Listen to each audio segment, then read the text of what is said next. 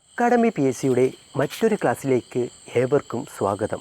നമ്മൾ ഇന്ന് പഠിക്കാൻ പോകുന്നത് ദേശീയ പ്രസ്ഥാനങ്ങളെപ്പറ്റിയും അതുപോലെ തന്നെ 20-ാം നൂറ്റാണ്ടിൽ നടന്ന സമരങ്ങളെപ്പറ്റിയുമാണ്. Nehru report 1928 Nehru report. എന്താണ് ഈ നെഹ്റു റിപ്പോർട്ട്? ഇന്ത്യക്കൊരു ഭരണഘടന തയ്യാറാക്കുന്നതിന് വേണ്ടി, ഇന്ത്യക്കാർക്ക് വേണ്ടി ഒരു ഭരണഘടന തയ്യാറാക്കുന്നതിന് വേണ്ടി ബ്രിട്ടീഷ് ഗവൺമെൻറ് ഇന്ത്യക്കാരോട് ഒരു റിപ്പോർട്ട് ആവശ്യപ്പെട്ടു. അങ്ങനെ രൂപീകരിച്ചതാണ് നെഹ്റു റിപ്പോർട്ട്. എന്താണ്?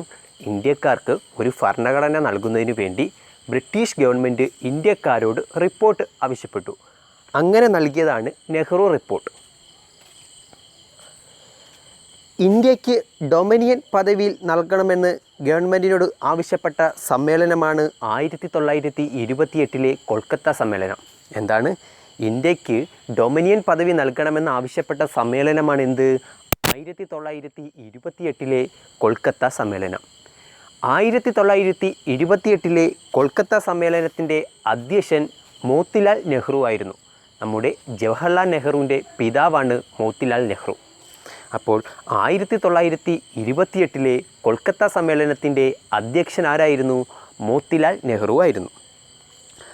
നെഹ്റു റിപ്പോർട്ട് സമർപ്പിച്ചത് 1928 ഓഗസ്റ്റ് 10-നാണ്. അപ്പോൾ നെഹ്റു റിപ്പോർട്ട് സമർപ്പിച്ചത് എന്നാണ്? 1928 ഓഗസ്റ്റ് 10-നാണ്.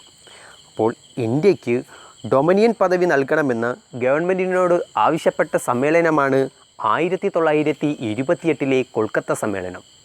കൊൽക്കത്ത സമ്മേളനത്തിൻ്റെ അധ്യക്ഷൻ ആരായിരുന്നു? മോത്തിലാൽ നെഹ്റു ആയിരുന്നു.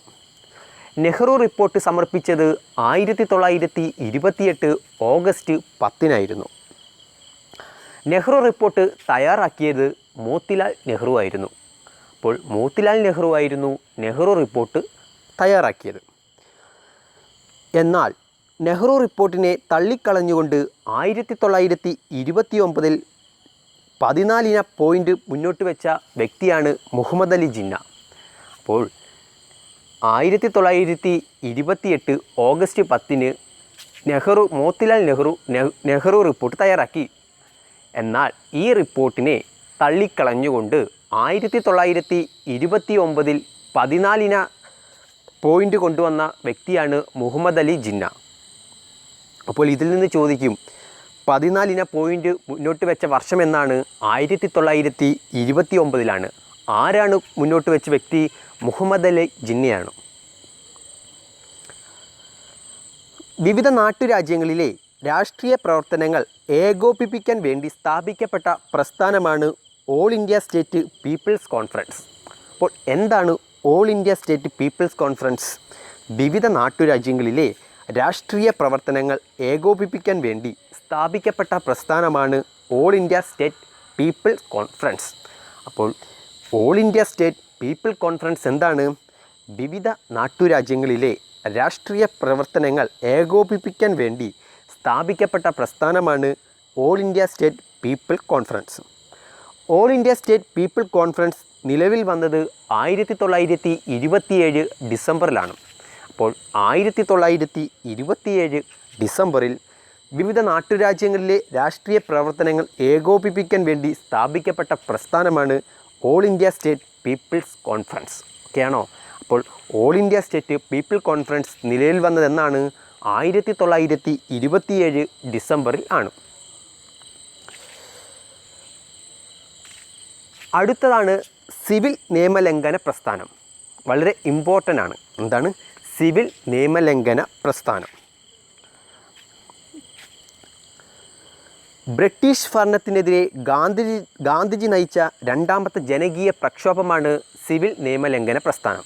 അപ്പോൾ സിവിൽ നിയമലംഘന പ്രസ്ഥാനം ബ്രിട്ടീഷ് ഭരണത്തിനെതിരെ ഗാന്ധിജി നയിച്ച രണ്ടാമത്തെ ജനകീയ പ്രക്ഷോഭമാണ്. അപ്പോൾ എക്സാമിന് ചോദിക്കാം, ബ്രിട്ടീഷ് ഭരണത്തിനെതിരെ ഗാന്ധിജി നയിച്ച രണ്ടാമത്തെ ജനകീയ പ്രക്ഷോഭം ഏതാണ്? സിവിൽ നിയമലംഘന പ്രസ്ഥാനം. സിവിൽ നിയമലംഘന പ്രസ്ഥാനം ആരംഭിക്കാൻ കാരണമായ കോൺഗ്രസ് സമ്മേളനമാണ് 1929 ലാഹോർ സമ്മേളനം. അപ്പോൾ സിവിൽ നിയമലംഘന പ്രസ്ഥാനം ആരംഭിക്കാൻ കാരണമായ കോൺഗ്രസ് സമ്മേളനം ഏതാണ്? 1929 ലാഹോർ സമ്മേളനം. 1929 ലാഹോർ സമ്മേളനത്തിൻ്റെ അധ്യക്ഷനാരായിരുന്നു? ജവഹർലാൽ നെഹ്റു ആയിരുന്നു. എന്താണ്? 1929 ലാഹോർ സമ്മേളനത്തിൻ്റെ അധ്യക്ഷൻ ജവഹർലാൽ നെഹ്റു ആയിരുന്നു. നമ്മൾ കുറച്ച് മുന്നേ പഠിച്ചു 1928 കൊൽക്കത്ത സമ്മേളനത്തിൻ്റെ അധ്യക്ഷനാരായിരുന്നു? ജവഹർലാൽ നെഹ്റുവിൻ്റെ പിതാവായ മോത്തിലാൽ നെഹ്റു ആയിരുന്നു.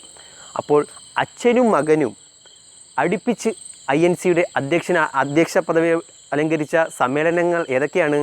1928 കൊൽക്കത്ത സമ്മേളനത്തിൽ മോത്തിലാൽ നെഹ്റുവും 1929 ലാഹോർ സമ്മേളനത്തിൽ ജവഹർലാൽ നെഹ്റുവും അധ്യക്ഷ പദവി അലങ്കരിച്ചു.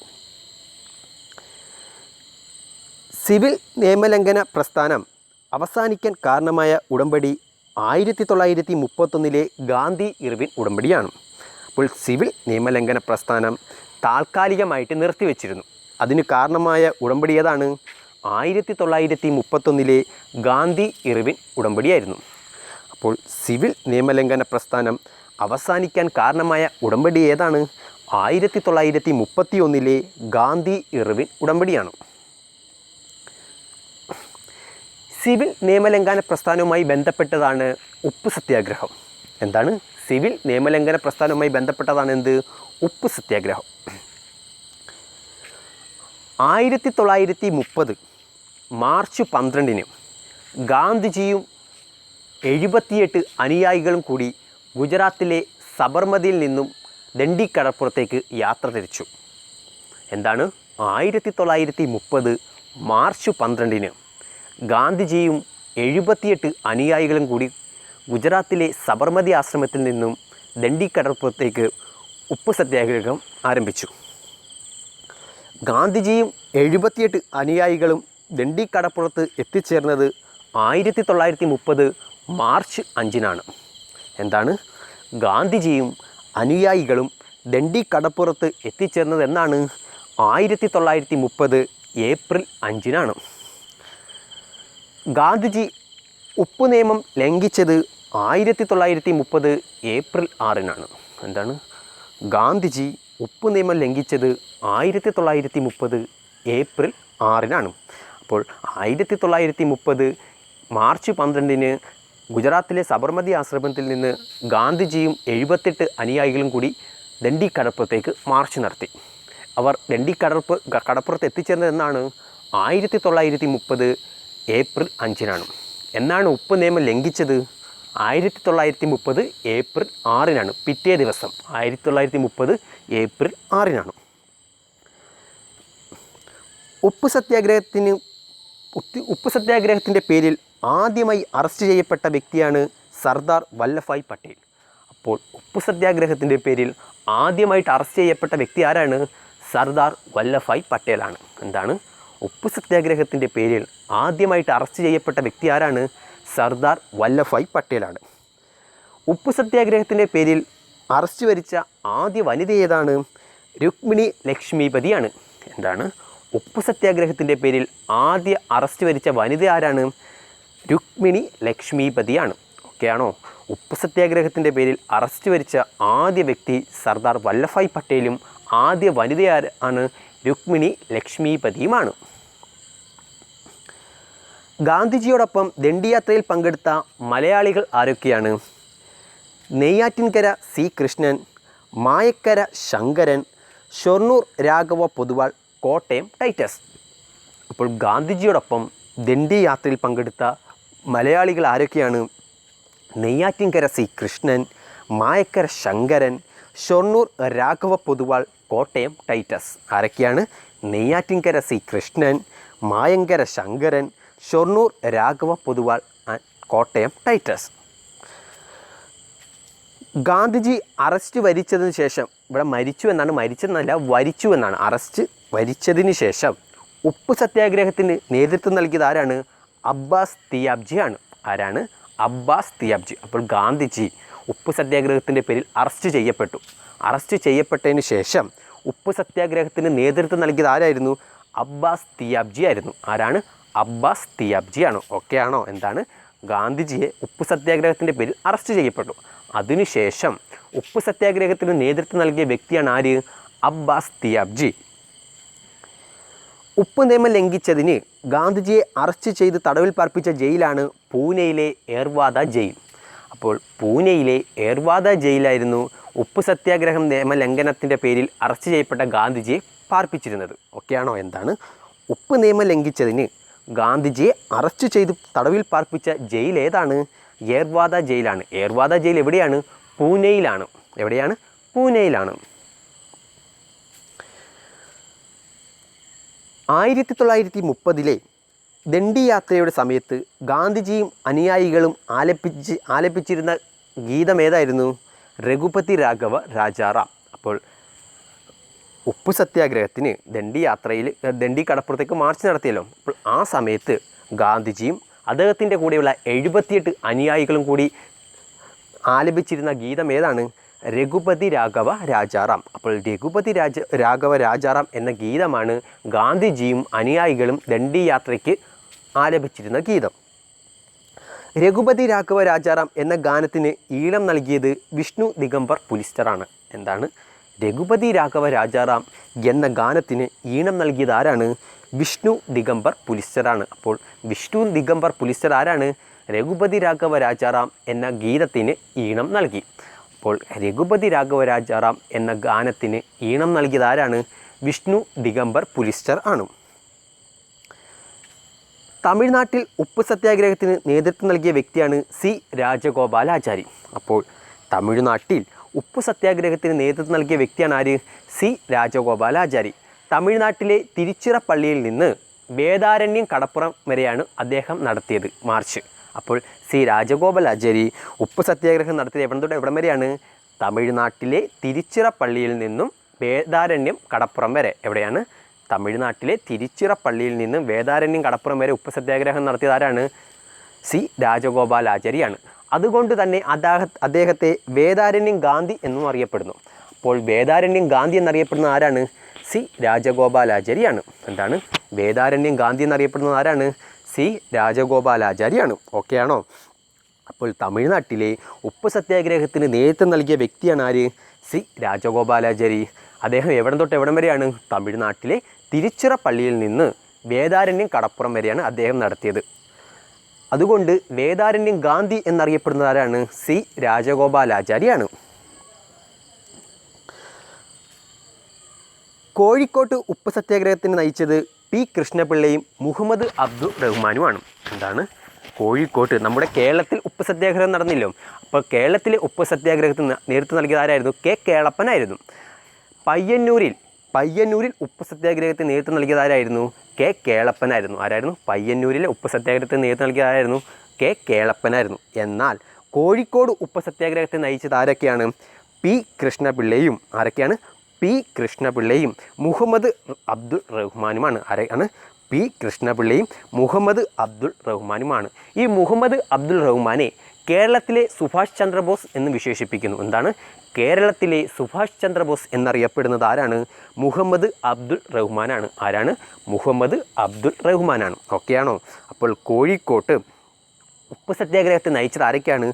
പി കൃഷ്ണപിള്ളയും മുഹമ്മദ് അബ്ദുൾ റഹ്മാനുമാണ്. കേരള സുഭാഷ് ചന്ദ്രബോസ് എന്നറിയപ്പെടുന്നത് ആരാണ്? മുഹമ്മദ് അബ്ദുൾ റഹ്മാനാണ്. കേരളത്തിൽ ഉപ്പ് സത്യാഗ്രഹത്തിന് നേതൃത്വം നൽകിയത് ആരാണ്? കെ കേളപ്പനാണ്. ആരാണ്? കേരള ഗാന്ധി എന്നറിയപ്പെടുന്നത് ആരാണ്? കെ കേളപ്പനാണ്.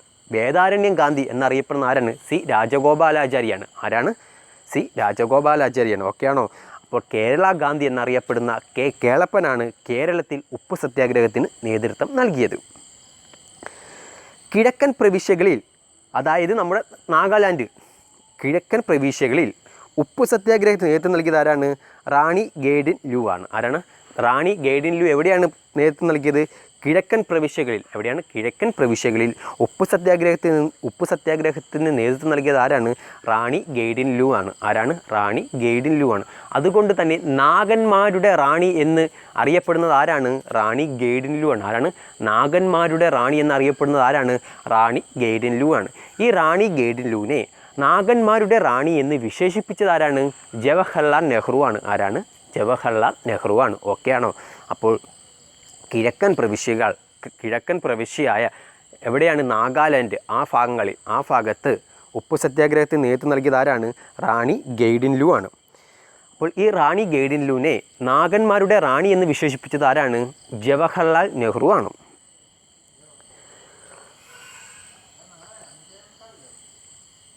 അതുപോലെ തന്നെ വടക്കൻ പ്രവിശ്യകളിൽ ഉപ്പു സത്യാഗ്രഹത്തിന് നേതൃത്വം നൽകിയത് ആരാണ്? ഖാൻ അബ്ദുൽ ഗാഫർ ഖാൻ ആണ്. ആരാണ്? ഖാൻ അബ്ദുൽ ഗാഫർ ഖാൻ ആണ്. അപ്പോൾ വടക്കൻ പ്രവിശ്യകളിൽ ആരാണ് ഉപ്പു സത്യാഗ്രഹത്തിന് നേതൃത്വം നൽകിയത്? ഖാൻ അബ്ദുൽ ഗാഫർ ഖാൻ ആണ്. കിഴക്കൻ പ്രവിശ്യകളിൽ റാണി ഗെയ്ഡിൻലുവും വടക്കൻ പ്രവിശ്യകളിൽ ആരാണ്? ഖാൻ അബ്ദുൽ ഗാഫർ ഖാൻ ആണ്. ഒറീസയിൽ ഉപ്പു സത്യാഗ്രഹത്തിന് നേതൃത്വം നൽകിയത് ഗോബന്ധു ചൗധരിയാണ്. ആരാണ്? ഒറീസയിൽ ഉപ്പു സത്യാഗ്രഹത്തിന് നേതൃത്വം നൽകിയത് ആരാണ്? ഗോബന്ധു ചൗധരിയാണ്. ഓക്കെയാണോ? അപ്പോൾ ഒറീസയിൽ ഉപ്പു സത്യാഗ്രഹത്തിന് നേതൃത്വം നൽകിയത് ഗോബന്ധു ചൗധരിയാണ്. ഓക്കെയാണോ? അപ്പോൾ ഇന്ത്യയിൽ നമ്മുടെ ഉപ്പു സത്യാഗ്രഹം നേതൃത്വം നൽകിയത് ആരാണ്? നമ്മുടെ മഹാത്മാഗാന്ധിജിയാണ്. ഗുജറാത്തിലെ സബർമതി ആശ്രമത്തിൽ നിന്ന് ഗാന്ധിജിയും 78 അനുയായികളും കൂടി 1930 മാർച്ച് 12 ദണ്ഡി കടപ്പുറത്തേക്ക് മാർച്ച് നടത്തി. ഓക്കെ ആണല്ലോ. അദ്ദേഹത്തിൻ്റെ അറസ്റ്റ് വരിച്ചതിന് ശേഷം ആരാണ് നേതൃത്വം നൽകിയത്? അബ്ബാസ് തിയാബ്ജി ആണ്. ആരാണ്? അബ്ബാസ് തിയാബ്ജി ആണ്. ഇനി തമിഴ്നാട്ടിലെ തിരുച്ചിറപ്പള്ളിയിൽ നിന്നും വേദാരണ്യം കടപ്പുറം വരെ ഉപ്പു സത്യാഗ്രഹം നേതൃത്വം നൽകിയത് ആരാണ്? സി രാജഗോപാലാചാരിയാണ്. ഇനി നമ്മുടെ കേരളത്തിലേക്ക് മുമ്പ് കിഴക്കൻ പ്രവിശ്യകളിൽ ഉപ്പു സത്യാഗ്രഹത്തിന് നേതൃത്വം നൽകിയതാണ് റാണി ഗെയ്ഡിൻലു ആണ്. വടക്കൻ പ്രവിശ്യകളിൽ ഉപ്പു സത്യാഗ്രഹത്തിന് നേതൃത്വം നൽകിയതാണ് ഖാൻ അബ്ദുൽ ഗാഫർ ഖാൻ ആണ്. ഇനി നമ്മുടെ കേരളത്തിലേക്ക് വരികയാണെങ്കിൽ കേരളത്തിൽ ഉപ്പു സത്യാഗ്രഹത്തിന് നേതൃത്വം നൽകിയത് ആരാണ്? കേരള ഗാന്ധി എന്നറിയപ്പെടുന്ന കെ കേളപ്പനാണ്. അദ്ദേഹം എവിടേക്കാണ്? കോഴിക്കോട് നിന്ന് പയ്യന്നൂരിലേക്കാണെന്ത് ഉപ്പു സത്യാഗ്രഹം നടത്തിയത്. എവിടേക്കാണ്? പയ്യന്നൂരിലേക്കാണെന്ത് ഉപ്പു സത്യാഗ്രഹം നടത്തിയത്. എന്നാൽ കോഴിക്കോട് ഉപ്പു സത്യാഗ്രഹത്തിന് നേതൃത്വം നൽകിയത് ആരാണ്? കോഴിക്കോട് ഉപ്പു സത്യാഗ്രഹത്തിന് നേതൃത്വം നൽകിയത് ആരൊക്കെയാണ്? പി കൃഷ്ണപിള്ളയും മുഹമ്മദ് അബ്ദുൾ റഹ്മാനുമാണ്. ഓക്കെ ആയല്ലോ.